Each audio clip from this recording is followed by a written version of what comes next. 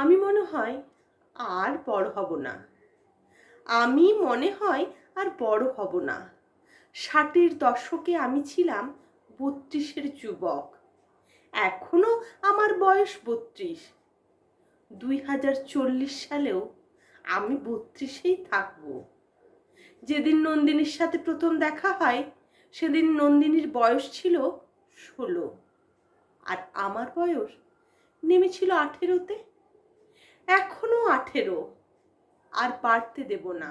তোমরা বড় হবে, অনেক বড় হবে।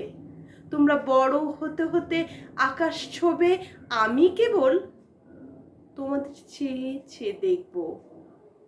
আমি হয়তো আর বড় হব না, বড় হতেও চাই না। চিরকালই 18-তে থাকবো, চির সবুজ হয়ে থাকবো, চির সবুজ হয়ে থাকবো।